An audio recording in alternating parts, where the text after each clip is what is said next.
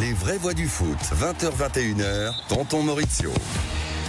Pablo Longoria a-t-il raison de parler de maladie en évoquant le vestiaire marseillais? On va avoir Bastien Aubert au téléphone, notre partenaire de But Football Club, pour en parler. Naples va-t-il gagner le Calcio? Est-ce que Paris va gagner la Ligue des Champions? Qui va sortir vainqueur du barrage Reims-Metz pour la saison prochaine en Ligue 1? Cherki titulaire en équipe de France? Voilà tout un programme, et surtout, restez avec nous. Nous allons normalement avoir, on a un petit souci, mais on va avoir un long entretien avec Patrick Colter, champion d'Europe avec le PSG 96, on y reviendra longuement. On est épaulé dans cette émission, toujours pareil. Je commence par qui? Monsieur Éric Blondel, sinon il prend la mouche. Bonjour mes amis, comment ça va? Ça va bien, toujours toi? ravi de venir ici. Puis, joli t-shirt. Ah, là c'est le patron. Là, voilà, là c'est le taulier. Là, on n'est pas dans le foot, je suis désolé, mais là je pouvais pas faire autrement. Non, c'est le frère caché de Diego Maradona. On a Pierre Grégoire. Ah, j'ai pas droit à un joli chemise, moi. Non, toi, ok, ça marche. Bonsoir les amis. Très content d'être là. On est content d'apprendre que tu as gagné le Tour de France avec ta chemise jaune. C'est pas facile. Il y avait une grosse remontée de Evenpool. On a toujours le grand Théo, le fils caché de Jacques Chirac. J'aime beaucoup cette blague, donc je la refais. Bonsoir Maurizio, bonsoir à tous. Voilà, qui va nous faire un point sur les questions du jour. On est épaulé dans cette émission par Marie à la réalisation. Et il y a Aude qui est caché là-bas, qui aussi nous donne de la force. Et on a Jean-Claude et Michael. Je vous en parlerai tout à l'heure. On y reviendra. On va commencer. Est-ce qu'il y a un petit jingle et après on développe? Allez.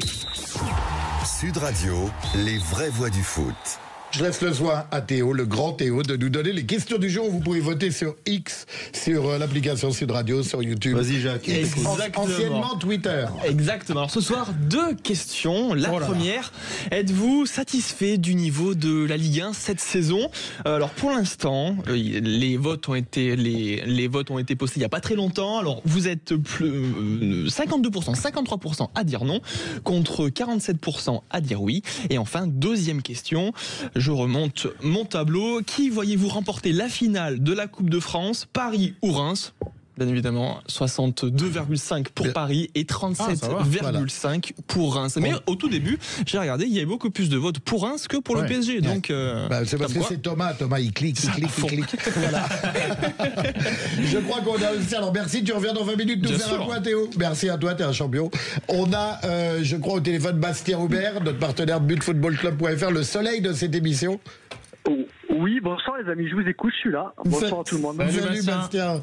On est content de t'avoir avec nous comme toutes les semaines. Parle-nous des déclarations de Pablo Longoria.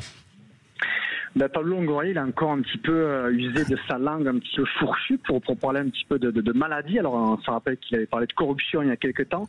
Je trouve qu'il emploie des mots un petit peu forts. Alors maladie, oui, c'était plutôt un mal à éradiquer, je le pense.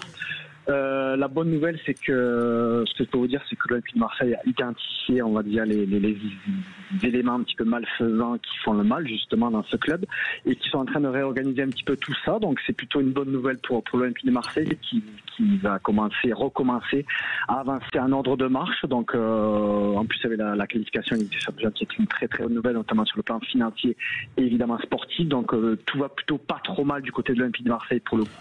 Oui, c'est ça. Faudrait pas, selon moi, déjà se muer en victime de la saison. Là, dans sa déclaration, qui est vraiment peu de temps après la dernière journée, qui a bien été abordée avec une belle victoire face à Rennes à domicile. Alors, il manquait des supporters malheureusement, mais voilà, c'était une belle fête malgré tout ce dernier match.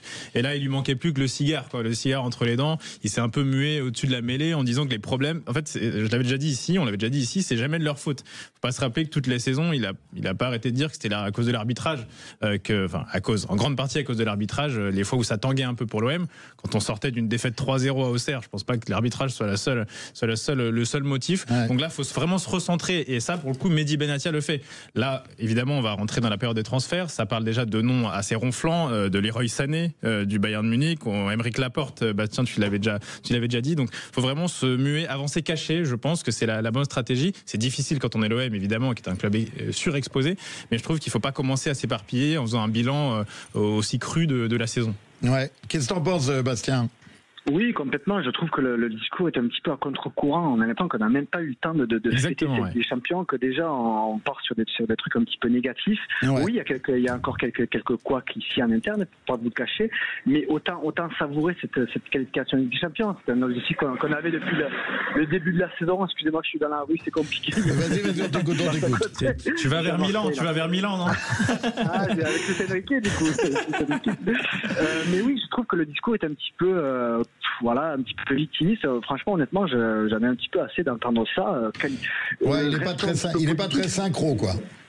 Ouais, il est pas très synchro. Il devrait plutôt se réjouir de mettre un petit peu le bilan sportif qui est quand même plutôt positif en avant. Mais il me semble que ça serait quand même le plus important de son travail. Alors on aime beaucoup Pablo Longoria, mais des fois il a reparlé effectivement de l'arbitrage. Alors oui, il n'y a pas tout qui est réglé à l'arbitrage, mais voilà, le sujet est passé. On aura le temps de l'évoquer prochainement. Mais pour l'instant, savourons. C'était une saison très compliquée, riche en émotions, en rebondissements. Donc profitons de l'instant présent. Bonjour Bastien. Pour savourer tout ça. Ouais. Bonjour Eric. Comment vas-tu? Tu vas bien? Ça va et toi? Eric il est toujours pressé de te poser une question. Dis-moi Bastien, non seulement ça, mais un entraîneur de qualité, un mercato d'hiver de qualité, pourquoi? Parce que Rabiot, il vient rejoindre l'Olympique de Marseille et ils font deuxième du championnat. Ils cherchent quoi? Il lui manque que la garde pour se gratter aujourd'hui? Ouais, c'est pour ça que c'est pas très d'actuel. C'est pas cohérent du tout. C'est pas cohérent du tout, et en plus voilà, le PSG reste à des années-lumière. Alors on a une fois un petit peu évoqué ça en milieu de saison en pensant qu'on pouvait les titiller, mais bon, on a vite compris que c'était pas possible. Donc effectivement, Marseille est deuxième, Marseille est à sa place. Il n'y a pas de forcément de complot, être victime de quoi que ce soit. Je pense que le travail est fait, l'entraîneur est en place, il y a un effectif qui est en place, il y a, comme tu l'as dit, il y a un excellent joueur qui s'appelle Adrien Rabiot qui porte ce projet. On espère tous qu'il va rester ici à l'Olympique de Marseille, forcément. Savourons, voilà, je pense que c'est le mot, savourons cet instant et arrêtons de se projeter sur du mal-faisant. Question, il a prolongé ou pas? Tu sais pas? Non, alors pour être tout à fait honnête avec vous, j'ai quelques infos. Il demande un contrat de 2 ans plus 1 an en option avec une demande plus de responsabilité dans cette équipe et surtout le détail le plus important, c'est qu'il lit très clairement son destin à celui de Roberto De Zerbi. Voilà. Alors moi, je vais apporter une petite touche, c'est que j'ai écouté l'interview de Benassia. Chez les confrères et il est beaucoup plus modeste, beaucoup plus tempéré. Il dit qu'ils vont discuter, ils vont se rencontrer. Enfin, c'était très très carré. Chacun va négocier. Bien sûr, plus modeste par rapport à qui? Par rapport à Longoria. Mais c'est pas le même rôle, c'est normal. Mais Benassia a vraiment eu un discours complètement clair et net. Moi, quand j'ai entendu les Longoria après, je me suis dit, ils sont décalés les deux parce que ils sont décalés. Alors pour la petite anecdote, ils sont tous aux États-Unis actuellement, ils sont du côté de New York pour discuter avec Franck McCourt de la suite des opérations. Mais je suis tout à fait d'accord avec toi, tonton. Je trouve que Mehdi Benassia est un meilleur communicant que Pablo Longoria. Je trouve encore un petit peu en colère notre président. Il a aucune raison de l'être. Voilà. L'objectif est atteint et c'est un petit peu contre. Il y a un petit décalage. Bon, on va suivre ça de près. Je voulais te demander, Bastien, on en a parlé un peu en off, le projet de ligue de Philippe Diallo pour le foot français. Tout à fait, on a parlé un petit peu avant, t'entends. Écoute, c'est plutôt une nouvelle, je trouve, que pour le football français. Alors c'est pour essayer de résumer un petit peu la situation, ils veulent clairement centraliser un petit peu tout ça via la fédération, que les clubs soient un petit peu actionnaires d'une sorte de société privée. Pourquoi pas? C'est ce qui se fait en Angleterre, ça marche plutôt pas mal. Alors les clubs français ne sont pas forcément les mêmes qu'en Angleterre, mais voilà, chacun aurait sa part de responsabilité. Il n'y aurait plus de ligue. La LFP qui est très très souvent décriée ici avec un président à sa tête qui est un petit peu aussi en difficulté, me semble-t-il. Ouais. Mais pourquoi pas? C'est une vraie proposition. Alors pour le coup, pour la petite info, c'est pas encore vraiment très carré. Oui, c'est pour ça qu'on fait pas un gros sujet là-dessus. Je voulais juste que t'en touches 2 mots parce qu'on en a parlé en off et que c'est important. C'est effectivement dans les cartons et ça va plutôt dans le bon sens, me semble-t-il, parce que voilà, le pouvoir entre guillemets serait centralisé. Il y aurait beaucoup moins de tergiversation en haut lieu. Donc, oui, voilà, ça serait sur le papier. Pour ceux qui n'ont pas suivi, ce serait sur le papier une sorte de groupe de travail avec chaque club professionnel qui aurait sa voix, son vote. Alors encore une fois, sur le papier, tout paraît beau. Je ne veux pas montrer pessimiste, loin de là, mais attendons de voir parce que c'est quand même aussi culturel. Tu as évoqué le parallèle avec l'Angleterre qui fonctionne magnifiquement. Le système des playoffs, la finale à Wembley, les stades toujours pleins, la D3, la D2, ça se bat vraiment très très bien. Est-ce qu'avoir adapté ce système-là à la France, pourquoi pas, mais on va attendre de voir parce que ça se met pas non plus en quelques mois ce système-là. Là, c'est vraiment faire passer la LFP, enfin quasiment dissoudre limite la LFP, c'est le projet final. Après, le message positif, c'est que la FFF réagit enfin un petit peu. Philippe Diallo, agit et veut se muer en vrai patron du football français. Et ça peut être que positif pour le football français qui subit un peu les railleries des voisins européens. Il bosse. Voilà. C'est le moins qu'on puisse dire. C'est le moins qu'on puisse dire. Il nous donne au moins l'impression qu'il bosse. La minute de Pierre a commencé. Puisque vous abordez le thème. Non, encore Bastien, non. Bastien, une dernière question. Allez, soyons un peu sérieux. Une dernière question, Bastien. Info mercato sur l'OM? Non, rien de... Rien de très très nouveau depuis la dernière fois. Alors très clairement la priorité reste à la défense. La priorité, encore une fois je le rappelle, c'est Laporte, très clairement. C'est le joueur qui semble le plus proche de l'OM maintenant. Il y a des discussions très poussées aussi avec Facundo Medina, le Lensois, qui est très proche de Balerdi. Et je sais aussi qu'en coulisses potentiellement Rabiot essaie de convaincre 2-3 personnes de le rejoindre. Ça voudrait dire qu'il pourrait rester à l'Olympique de Marseille. Ce qui serait ici pour moi également l'autre priorité, c'est de sécuriser l'avenir d'Adrien Rabiot, parce qu'honnêtement c'est un joueur Ligue des Champions et on en aura besoin la saison prochaine. Il y a un besoin de vente ou pas? Oui, complètement. Pas spécialement. C'est sûr, pas spécialement. C'est-à-dire que là, on va quand même récupérer entre 40 et 60 millions via la Ligue des Champions, ce qui est quand même une belle somme. Mais bien sûr que Marseille reste quand même un club où le dégraissage est quand même toujours plus. Excuse-moi, Bastien. Excuse-moi de te couper parce que je sais que tu n'as pas beaucoup de temps. Parce que tu es dans la rue et tu dois faire les courses. On a compris que tu étais un canard. Mais dis-moi, mon ami, ils sont pas partis aux États-Unis pour aller voir le président, le grand patron. C'est ce qu'elle a dit. Et t'as pas de retour de là-bas? Le seul retour que j'ai pour l'instant, c'est qu'ils ont décidé de délocaliser les locaux administratifs qui étaient à la commanderie. Ils vont les délocaliser plutôt du côté du Vélodrome pour justement essayer d'un petit peu éloigner les potentiels du sportif, que tout le monde soit un petit peu à sa place. Donc c'est quand même une décision qui a été prise par McCourt. Donc c'est le premier retour qu'on a de cette réunion. D'accord. Il y a De Zerbi qui est également là-bas, donc ça parle aussi de son avenir. Honnêtement, je ne comprendrais absolument pas pourquoi De Zerbi pourrait partir. Ça veut dire que le projet monté est du fake. Ça serait repartir à 0 encore. Ça serait fou. C'est pas évidemment le retour que j'ai, mais je sais que Roberto De Zerbi est avec eux. Donc voilà, c'est en discussion, mais j'ai bon espoir quand même que ça. Bon, prépare ton maillot pour le 31 du PSG. Hein. Il va falloir enfiler ça quand même. Et nous envoyer une photo. Merci Bastien. On va tout de suite marquer. À bientôt. On va tout de suite marquer la première pause et restez avec nous sur les vraies voix du foot. On revient dans très très très peu de temps. Les vraies voix du foot, 20h-21h, Tonton Maurizio. Vous êtes de retour avec nous sur les vraies voix du foot. Je suis toujours accompagné de Eric Blondel avec son joli t-shirt de Mike Tyson, Pierre Grégoire, Marie à la réalisation et Michael et Jean-Claude qui nous donnent de la force. On vous les présentera tout à l'heure. On a un petit souci, on devait avoir Patrick Colletter, on a du mal à le joindre. On a encore un petit peu de temps devant nous. On va alterner le programme. On va tout de suite passer au bilan du championnat de France. Et est-ce qu'on évoque tout de suite là? T'es prêt, Eric? Allez, vas-y. La minute de Pierrot. Alors moi, du coup, c'est un tour d'Europe que je vous fais. Qu'est-ce que vous voulez faire? On commence par la France ou par le Tour d'Europe? Parce que tu nous demandes notre avis. C'est extraordinaire. Moi, du moment qu'on fait 1h20 sur Naples... J'avais 2 heures. Non, mais très bien. À 10 jours de la finale de la Ligue des Champions. Du coup, je commence par ça, comme d'habitude. Allez. À 10 jours de la finale de la Ligue des Champions, c'est ce vendredi. Ça y est, Maurizio, que nous en saurons enfin le dénouement final de ce Scudetto en Italie, de dénouement... Tu veux le savoir aujourd'hui? Ouais. Eh ben Naples va être champion d'Italie. Non, c'est vrai. Attends, pourquoi attendre vendredi? Naples, dimanche dernier, Naples qui aurait déjà pu faire un grand pas s'ils avaient gagné à Parme. Maurizio, ils ont touché 3 fois les montants, ils ont cru avoir un penalty à la 99e minute. Je pense que tu n'es pas passé à côté. Encore un souci d'arbitrage. Annulé par le VAR et une décision. Il est comme les Marseillais. Il y a qui parlent vrai. T'as quelque chose à dire. Je sens que ce club te parle. Vérifiez les images. Il y a un penalty à la dernière minute. Ils ont la même couleur que l'Olympique de Marseille. Ça veut dire quelque chose. Donc un 0-0 frustrant malgré tout, mais qui leur assure toujours un point d'avance, et heureusement, parce qu'à 900 km de là, à San Siro, c'est assez improbable, mais les interistes d'Arnautovic, qui a un peu mangé la feuille de match en fin de match, ont été forcés au nul à San Siro, 2 partout face à la Lazio, et un doublé d'un petit jeune, c'est Pedro. de 37 ans, l'increvable Pedro, joueur. espagnol, l'ancien barcelonais, qui a planté un doublé et du coup qui a permis à Naples d'avoir un point avant d'aborder la dernière journée. Ils reçoivent Cagliari et Napolitain pendant que l'Inter ira au Côme de Cesc Fabregas pour la dernière journée. Donc l'Inter qui est toujours en lice pour un fabuleux doublé qui serait championnat de Ligue des Champions s'ils remportent les deux.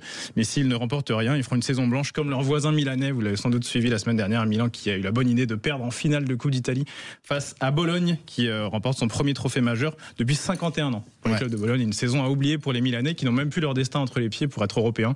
Ils doivent compter sur une victoire de l'Inter en Ligue des Champions notamment. Puisque je parle de coupe, c'était aussi l'événement en Angleterre. Et là aussi, vous l'avez sans doute suivi, Crystal Palace, incroyable. La première FA Cup de leur histoire, c'était à Wembley, face au Manchester City de Guardiola. La muraille Dean Henderson dans les buts a notamment sorti un penalty de Marmouche en plein match. Et un but de l'anglais Eze ont suffi à terrasser le Manchester City de Guardiola. Première saison blanche de Guardiola depuis 8 ans. Il l'avait fait lors de sa première saison en 2017. Et là, beaucoup de gens disent que c'est une fin de cycle, mais beaucoup d'autres gens aussi disent qu'il va continuer. Lui-même a dit qu'il lui fallait un effectif réduit, sinon il démissionnait. Bon, au moins, c'est assez clair. C'est qu'il a... De Bruyne est déjà, je te coupe, De Bruyne est déjà sur le départ. Hein, déjà, il a annoncé son départ. J'allais y venir tout à l'heure, mais puisque Crystal Palace, il faut souligner que défensivement, ils ont fait une deuxième mi-temps à montrer dans les écoles. Hein, oui. Ils ont bien aidé par, encore une fois, Dean Henderson et la maladresse des Citizens, mais c'est vrai que Palace, c'était une très belle fête pour eux. La FA Cup qui est très suivie en Angleterre, et du coup, Crystal Palace qui remporte ce trophée.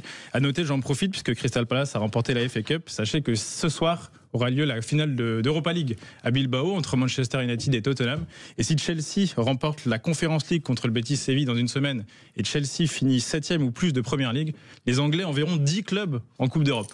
C'est une première, ce serait un raz-de-marée absolu. Ça, les Anglais enverraient 10 clubs, ils en ont déjà 6 assurés en Ligue des Champions, ils en enverraient 10 au total, puisque Palace a emporté face à City. Incroyable. Tu as parlé de Kevin De Bruyne. C'est jamais arrivé, hein, 10 clubs, c'est pas possible. Non, une razzia sur les Coupes d'Europe, comme ça ne s'est jamais vu. Puisque tu parlais de Kevin De Bruyne, c'était le week-end un peu émotion pour l'Angleterre, je finirai avec ça. C'était le week-end un peu des émotions, puisque c'était le dernier match d'Everton à domicile à Goodison Park. Ils ont tourné le dos à 130 ans d'histoire.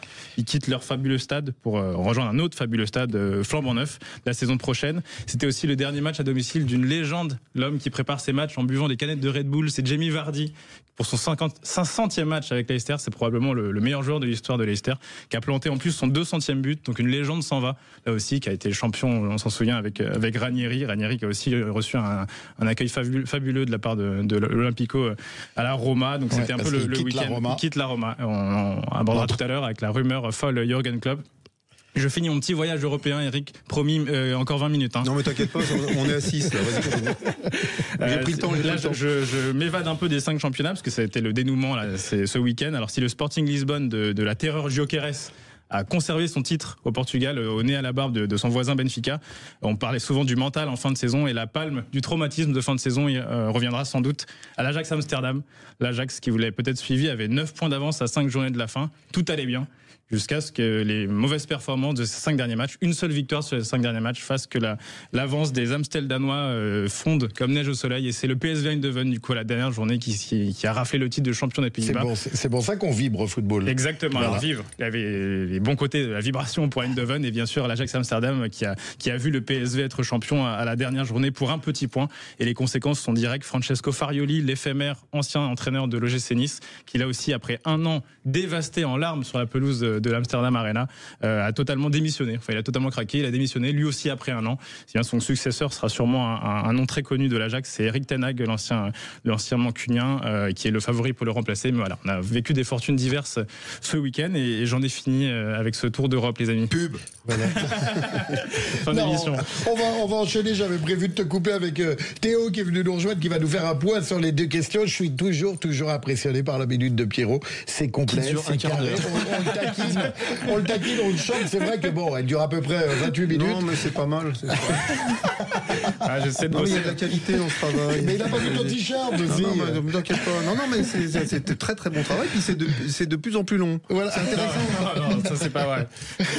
Allez, Théo, fais-nous un point sur les 2 questions du jour. Alors, ce soir, donc, 2 questions, je vous le rappelle. La première, qui voyez-vous remporter cette finale de Coupe de France? Soit Paris, soit Reims. Donc, vous avez voté 70% pour Paris et 30% pour Reims. Ensuite, deuxième question, qui va amener gentiment là vers le second débat de cette émission.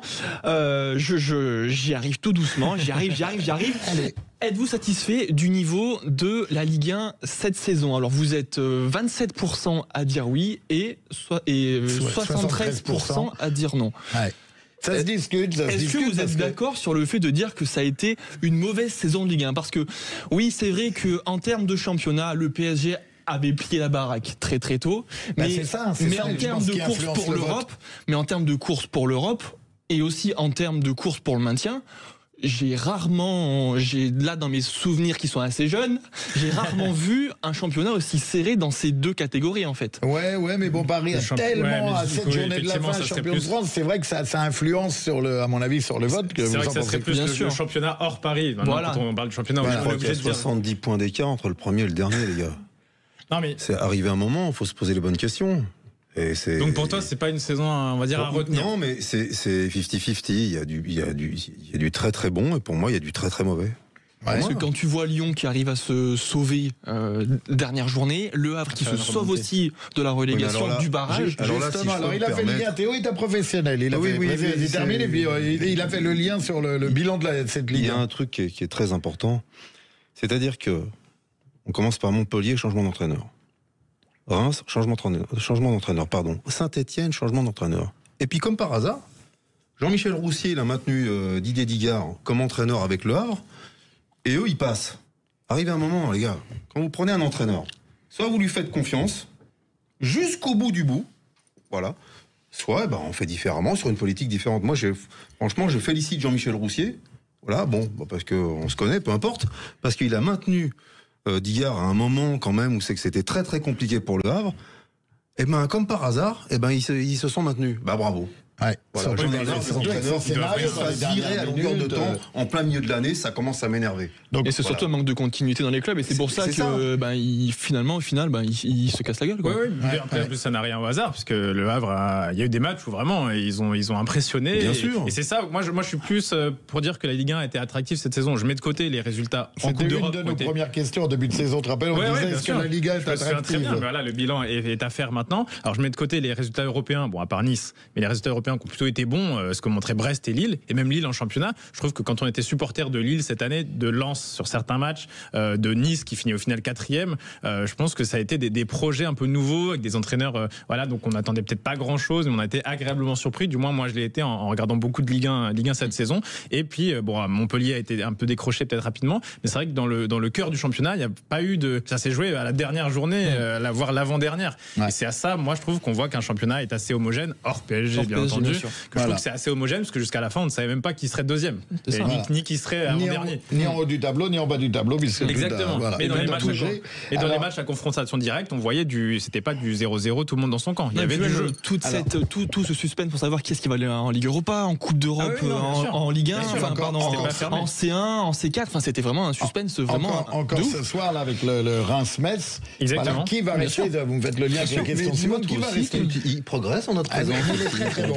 Moi, je suis à retrouver tous les week-ends, tous les samedis, tous les dimanches, en matinale avec monsieur Jean-Marie Bordry. Je fais une revue de presse, un papier sport, tous les week-ends. Ça y est, il est installé, Théo. C'est mieux à 10h. Voilà, la famille Sud Radio s'agrandit.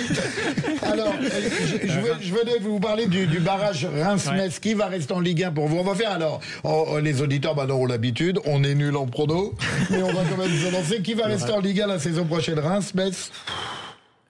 Problème, pour moi, Reims, c'est très très compliqué pour eux. Ils ont une finale de Coupe de France contre une équipe qui est hors norme en ce moment. Et en plus, ils sont à J-3 de la finale de la Coupe de France. Ils jouent ce soir pour le maintien. Moi, je pense que la priorité, c'est le maintien avant la finale de la Coupe de France. Et je mettrai une petite piécette sur Reims, même si je pense que les têtes sont prises dans les c'est compliqué. Pour la finale de Coupe de France, c'est maintien. Je pense qu'à la direction, ils seront plutôt dans le maintien, parce que quand tu dégringoles, c'est pas simple, salarial et tout. Je sais même pas si c'est déjà arrivé un club qui est sur le point de descendre, qui joue dans la même semaine le maintien et le Napoli, non? C'est pas arrivé. Les barrages sont relativement récents, mais je me souviens, c'est relativement récent. Il y a plusieurs années, Guingamp, je crois, avec l'Europa League, quand ils étaient descendus. C'est vrai que là, Reims, en gagnant la Coupe de France et en Europa League, t'as dit? Ils avaient aussi, Guingamp avait joué l'Europa League il y a quand ils étaient en Ligue 2, ils ont joué l'Europa League exactement. Contre Rennes. Tu vois pourquoi il est là. Et ça pourrait d'ailleurs, ça n'a rien à voir, mais ça pourrait arriver. Si Reims bat le PSG en Coupe de France, mais perd contre Metz, ils pourront jouer l'Europa League en étant en Ligue 2. Voilà. On passe de jouer contre Pau à jouer contre Manchester le week-end d'après. Scénario incroyable. Mais du coup, Ça va mal aller là. Alors moi, en termes de pronostic, moi je pense que ce sera fermé, donc il y aura 4 partout, bien sûr. et Reims, il faut rappeler, c'est quand même le 9e budget de Ligue 1. La question, c'est plus de savoir comment ça se fait qu'ils en sont arrivés là. Ils ont changé d'entraîneur, comme l'a dit Eric. 9e budget de Ligue 1, ça la fout mal de descendre, déjà d'être barragiste. Moi, je pensais qu'il ne serait pas barragiste. Je pense que Le Havre serait resté barragiste. Il y a vraiment eu un dénouement incroyable. Exactement. Et là, Reims, ça tombe un peu en déconfiture. On sait qu'ils ont eu beaucoup de problèmes offensifs cette saison, sans les deux Japonais, Nakamura et Ito. S'ils ne passent pas contre Metz et qu'ils perdent la finale de la Coupe de France. Ah là, je pense qu'il faut. Le président Caillot. Je ne veux pas leur mettre l'œil, mais moi je pense que Metz va monter. Metz a loupé de très peu de choses. Vous pouvez jouer à Reims. Il s'en voudra. Le président Caillot, qui était quand même plus souvent à la Ligue qu'au Stade de Reims cette saison, je pense qu'il pourra grandement s'en vouloir. Après, on leur souhaite évidemment pas du mal, mais c'est toujours délicat pour ces clubs comme ça qui pensent que rien peut leur arriver. Ouais. Mais si le match a commencé, je connais le président Caillot, c'est un président de qualité. Ah mais c'est pas ce que je dis. C'est un président qui, à la Ligue, ils ont des responsabilités, certains, ne peuvent pas faire autrement, mais c'est un bon président, président Caillot. Oui. On va encore marquer une courte pause publicitaire. On va revenir pour parler de Cherki, du PSG, de la finale de la Ligue des Champions. Théo, tu reviens tout à l'heure nous faire un point sur les deux questions. À 45 À 45. Allez, on compte sur toi. Restez avec nous sur les vraies voix du foot, on revient tout de suite. Les vraies voix du foot, 20h-21h, Tonton Maurizio. Vous êtes de retour avec nous sur les vraies voix du foot avec Éric Blondel. Oui, mes amis, bonjour. Voilà, bonjour. On est là. Toujours regarde à vous. Pierre Grégoire, qui a maintenant, il garde le casque. Il sait quand il y a la pub, quand il n'y a pas la pub. Il a remis la chemise. Voilà, il a remis la chemise mouton. Voilà, on a toujours Jean-Claude et Michael qui nous donnent de la force dans le studio. Marie à la réalisation. Et on vous présentera Michael tout à l'heure parce j'ai une mauvaise nouvelle. On a un petit souci technique. On n'aura pas Patrick Colletter.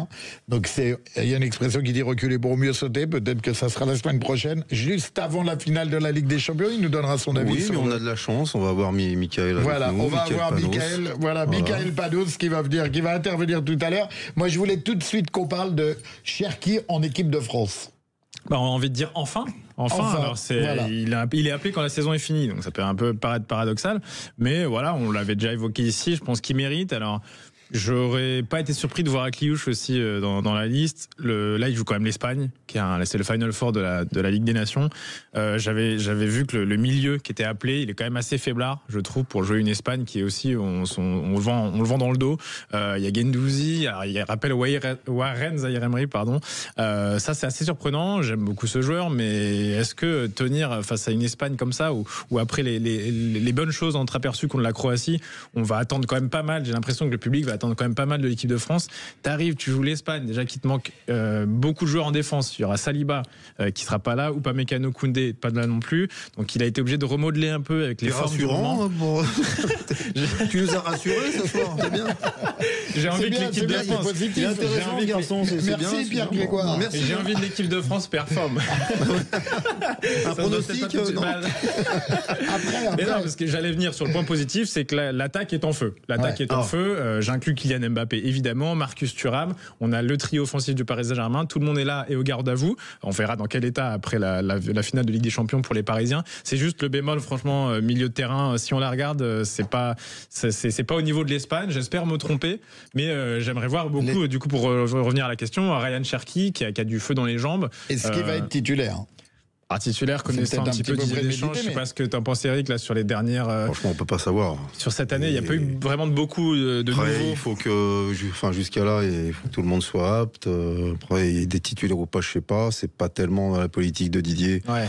De faire démarrer directement un joueur comme ça qui rentre en sélection. Voilà, c'est ça. Cette année, il n'y a pas eu beaucoup de nouveaux. Si jamais il venait dans la tête de Didier Deschamps de démarrer avec une compo offensive, il privilégierait peut-être plus Olysée, à qui il a plus de garanties. Deschamps, on sait qu'il veut attendre de voir qu'un mec s'intègre bien dans le collectif, soit bon sur le terrain, puisse répondre présent dans les grands moments. Voilà, le milieu, on peut presque le dessiner tout de suite. Ce sera sûrement Rabiot, Olysée, s'il joue avec un milieu plutôt offensif. Sinon, ce sera Guendouzi. Voilà. Mais pour moi, contre l'Espagne, ça reste un ton en dessous. Moi, j'ai toujours été un peu à charge sur Didier Deschamps, surtout depuis le jour où il nous a dit de changer de chaîne. Voilà, j'avais pris un peu la mouche et tout. Mais là, je dois dire, je vais être honnête, il m'a fait plaisir parce que il connaît le foot. Bien sûr que moi, il me fait plaisir puisqu'il prend Ryan Cherki. Non, mais c'est pas qu'avant, il connaissait pas le foot. Il connaît le foot, mais surtout, il y a eu une autre question. Je sais pas si vous avez suivi son... Non, mais je vous aime beaucoup, tous les deux, patauger dans les yaourts. Merci. Les gars, mais Didier Deschamps, c'est fort. C'est pas le palmarès de Didier Deschamps. Oui, mais... C'est exceptionnel. Oui, mais non, mais moi, si je te dis que c'est le débat, c'est exceptionnel. Il n'y a rien à dire sur Didier Deschamps. Si, le dernier Euro. Mais dis-moi, mais ça fait combien de temps qu'il est avec la sélection? 13 ans, 12 ans? Oui, non. Mais arrivé à un moment, même si je pense, moi, personnellement, Gilles Favard, la Fédé... Non, mais Gilles Favard sort du corps d'Éric. Non, c'est pas ça. Je pense qu'arrivé à un moment, la Fédé doit changer. Mais à partir du moment où il est là, il est légitime, il a eu des résultats avec l'équipe de France, et il n'y a rien à dire. Voilà, il n'y a rien à dire. On est d'accord qu'il a un palmarès exceptionnel. Maintenant, moi, j'étais à charge, je finis donc mon propos, que ça soit clair, j'ai souvent été à charge sur Didier Deschamps, contre Didier Deschamps. Maintenant, bien sûr, la sélection de Ryan Cherki, enfin, moi, il me prouve qu'il a quand même une ouverture d'esprit, qu'à un moment, il a mis de l'eau dans son vin. Voilà, moi, je vois les choses comme ça. Et si tu as suivi son comment on appelle ça, son allocution, son interview, c'est à un moment, il y a un journaliste qui lui demande s'il soutient Paris. Et je trouve qu'il a répondu, mais pour une fois, j'avais envie d'être là et lui dire, mais envoie du lourd là, envoie-le dans le mur. Parce qu'à un moment, on a le droit de poser des questions, toutes les questions sont justifiables. Mais comment Didier Deschamps, sélectionneur de l'équipe de France, il va être contre une équipe française? Mais t'as pas dit qu'il serait contre? Non, mais heureusement, il a bien réagi. Et donc, il m'a fait doublement plaisir, parce que comment on peut demander au sélectionneur de l'équipe de France s'il est pour Paris parce que c'est une question à la con.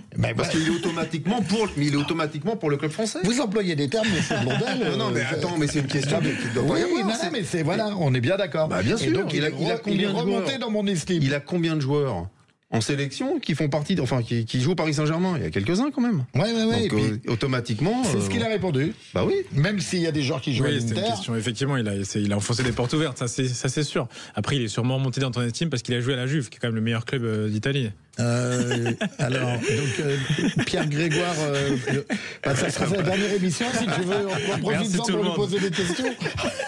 Non, mais allez, le reste de l'équipe de France, la sélection, elle est correcte. Elle est homogène. Encore une fois, il y a des joueurs qui sont pas là depuis longtemps. Donc moi, je pense aussi, il a appelé Cherki d'une part pour récompenser de sa bonne saison, mais il faut qu'il le fasse jouer. Il ne faut pas l'appeler juste pour faire plaisir à la pression populaire. Après, je mets le bémol encore une fois, c'est parce que c'est l'Espagne. Mais Pierrot, attends, arrête. Comment ça pour le faire jouer? T'es à disposition. Quand t'es appelé en sélection, t'es à disposition d'un entraîneur, d'un sélectionneur. T'en as 11, t'as les remplaçants, point final. C'est le faire jouer, automatiquement le faire jouer. Parce qu'il pourrait nous aider à battre l'Espagne. Là, je parle sur le rectangle vert. Non, mais là, tu le mets carrément dans les 11 du départ. Tu sais pas, ça. C'est à disposition. J'aimerais bien savoir. Une sélection, ça se refuse pas. Et 2, après, t'es à disposition du sélectionneur. J'espère qu'il en fera bon usage. Non, mais s'il l'appelle, il lui fait pas jouer. C'est le Final Four. C'est-à-dire que s'ils perdent contre l'Espagne, ensuite, il y a le match.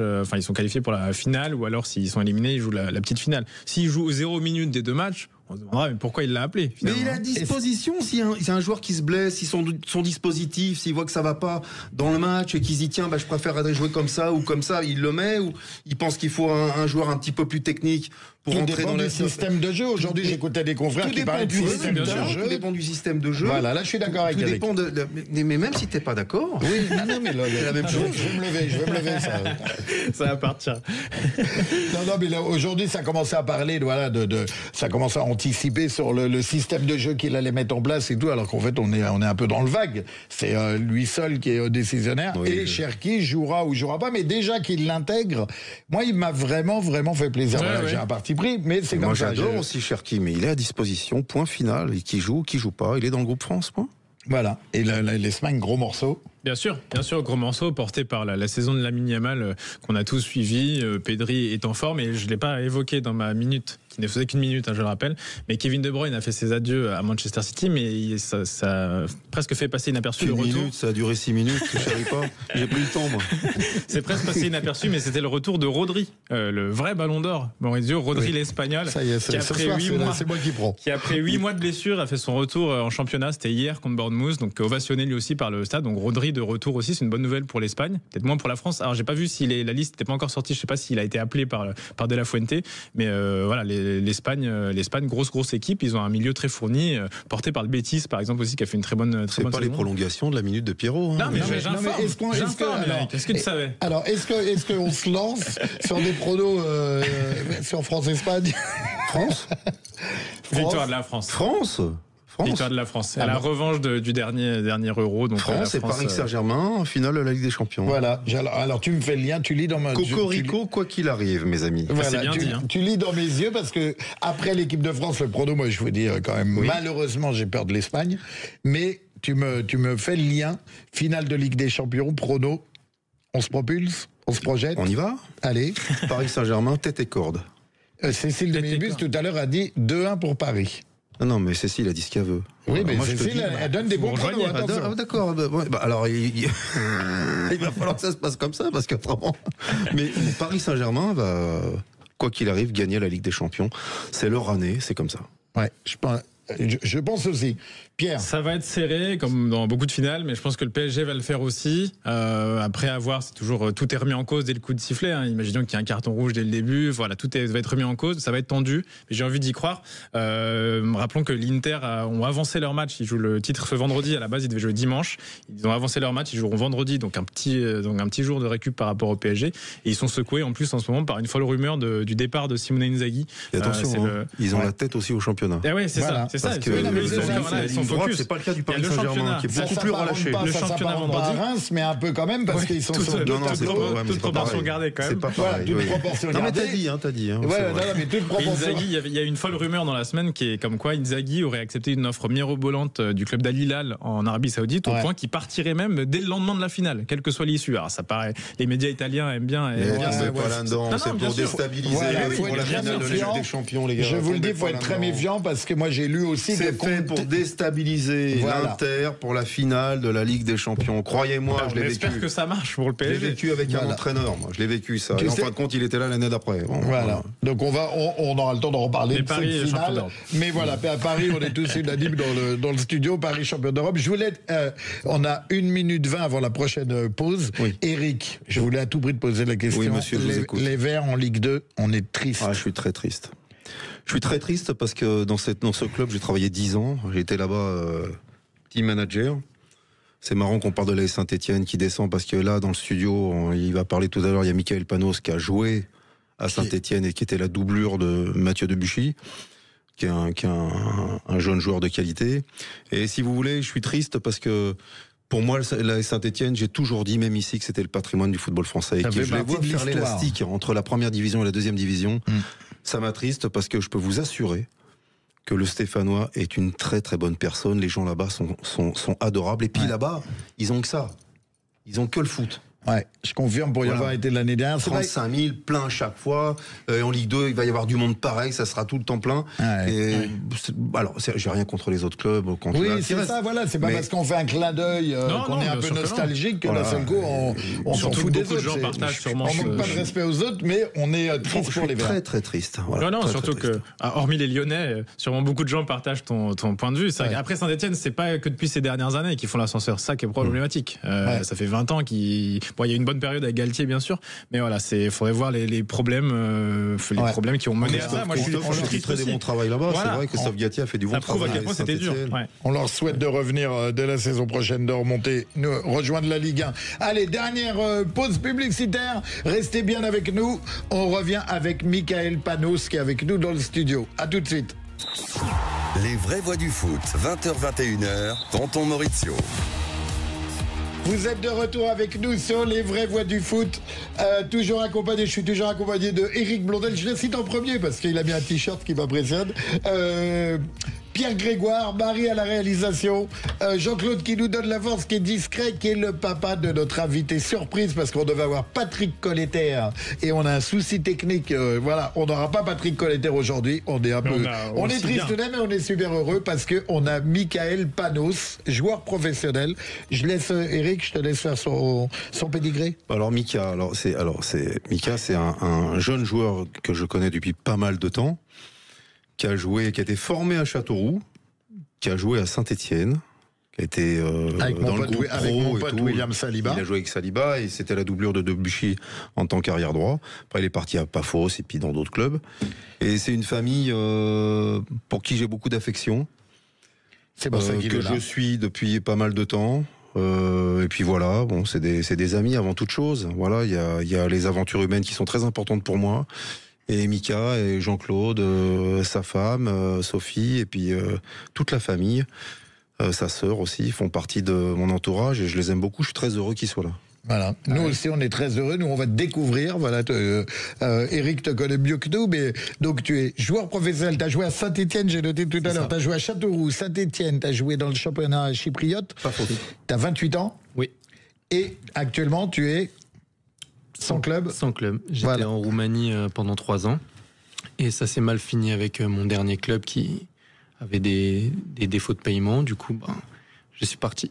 D'accord. On avait reçu Gareth Dembélé ici il y a quelques semaines et il faisait un peu état, c'est vrai que ces championnats un peu de seconde zone, alors je dénigre pas du tout, je suis triste plutôt pour toi que ça se soit fini comme ça. C'est vrai que des championnats un peu obscurs, les clubs de seconde zone, c'est dommage, malheureusement c'est un peu gangréné, donc j'espère que tu vas retrouver un club très rapidement. Bah oui. Ma question c'est quelle ambiance t'as joué à Chypre, quelle est la meilleure ambiance dans laquelle t'es évolué? Je peux dire Saint-Étienne. Saint-Étienne. Ah, oui.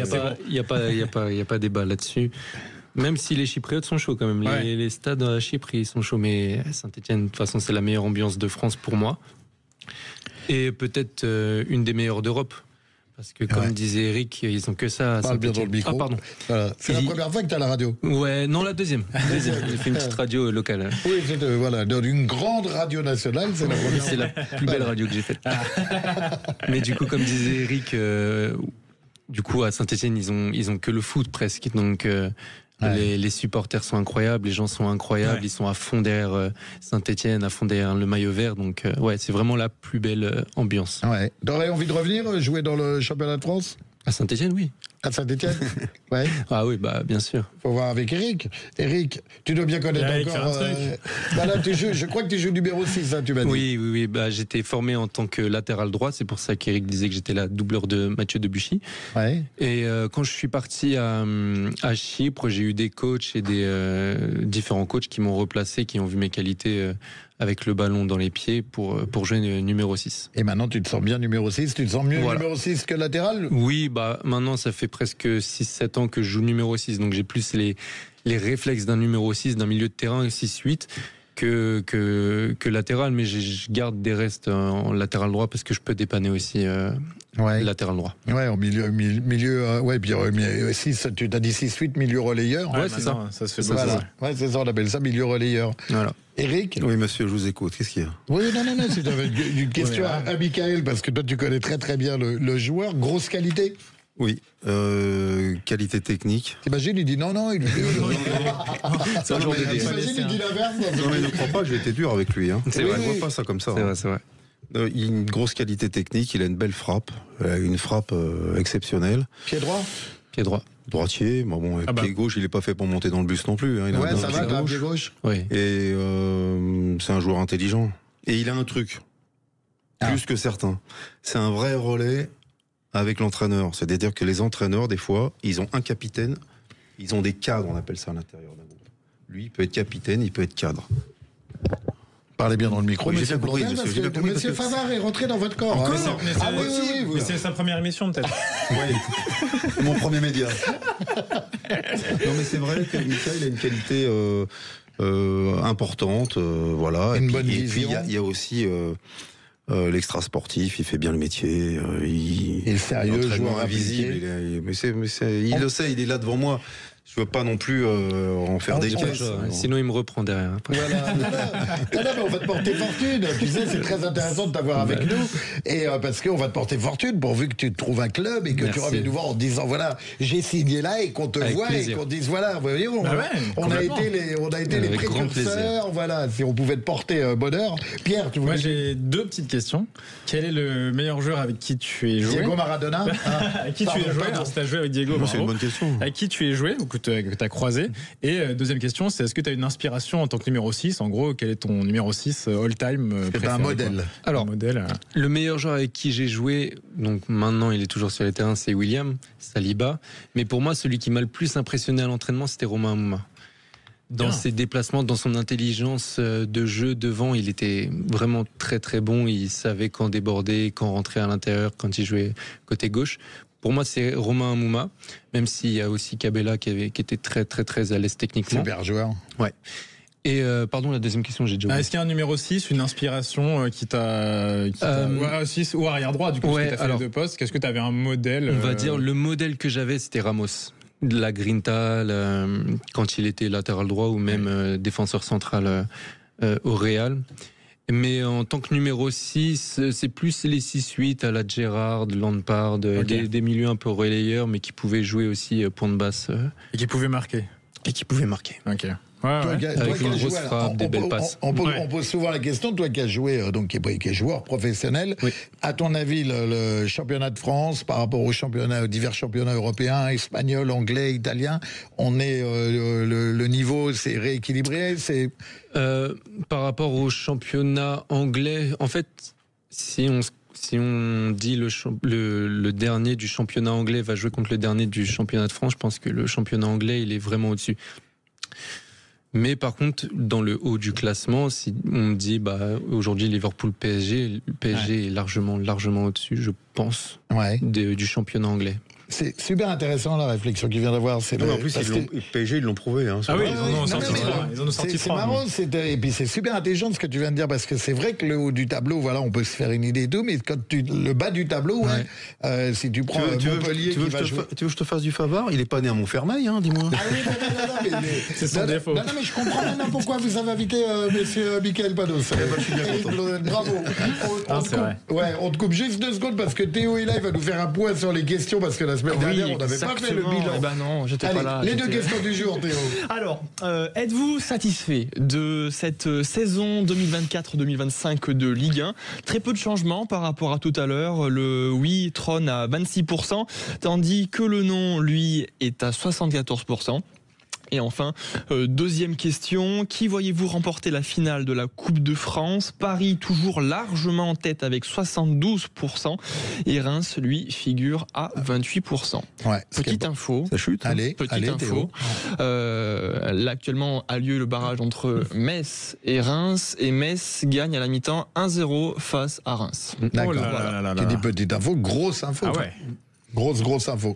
Merci à toi, Théo. Donc pour l'instant, Maurizio, ton pronostic est bon. Oui, non, mais je te dis, moi. C'est pas fini. On veut pas de ça ici, nous. On va surtout pas faire de bons pronos. Il va y avoir de la discorde dans l'équipe. Pierre, merci à toi, Théo. Pierre, t'avais une question pour Mickaël? Bien sûr, j'en ai plein. Si on pouvait faire plusieurs heures, c'est toujours agréable d'avoir des joueurs pros avec nous.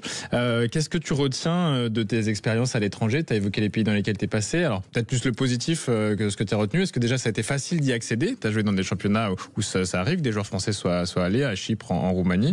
Est-ce que, qu'est-ce que tu retiens de ces expériences? Le fait de jouer avec plein de joueurs étrangers, parce que quand j'ai joué à Chypre, j'étais pas forcément qu'avec des Chypriotes, il y avait plein d'Anglais, d'Ukrainiens, plein d'étrangers. Du coup, j'ai quand même eu des bonnes amitiés avec des joueurs étrangers. Donc ça, c'est vraiment le positif. Après, le niveau, il n'est pas comme en France, c'est moins professionnel, on va dire. Même les infrastructures, sont pas les mêmes. Quand tu es à Chypre ou en Roumanie, c'est pas Saint-Étienne. Les terrains ne sont pas les mêmes quand tu t'entraînes dessus. Mais je retiens vraiment le positif, l'aventure humaine, comme disait Eric tout à l'heure. Et puis voilà. Ouais. Moi, je voulais te poser une question que beaucoup de gens se posent. Quand tu es dans un club comme ça, à l'étranger, Chypre en l'occurrence, comment ça se passe pour la communication? L'entraîneur, les joueurs, si comme tu dis, il y a plusieurs, chacun vient d'horizons divers. Ouais. Comment la communication, comment elle se fait? Vous avez une traduction instantanée? Il y a des traductions? Comment ça se passe? Je pense qu'il y a beaucoup de gens qui se demendent. On parle anglais, qui mais prédomine. moi je trouve que c'est important quand tu arrives dans un pays, d'au moins un peu comprendre ce que disent les entraîneurs. Moi j'ai eu des entraîneurs que anglais ou hors Chypre. Ils n'étaient pas chypriotes. Donc on parlait essentiellement anglais, mais pour moi c'était important d'avoir un petit peu cette culture du pays. Donc je comprenais le grec parce que les chypriotes parlent grec. Ouais. Je comprends le roumain. Sans trop le parler, mais au moins je le comprends. Donc quand il y a des discussions à côté de moi, je peux m'insérer et discuter avec eux. Voilà, parce que avant de donner la parole à Eric, moi c'est ce qui me... Autant, voilà, dans une séance d'entraînement, tu vas prendre le temps. J'ai eu des joueurs en tant qu'éducateur, pas beaucoup, mais quelques joueurs qui venaient de Roumanie.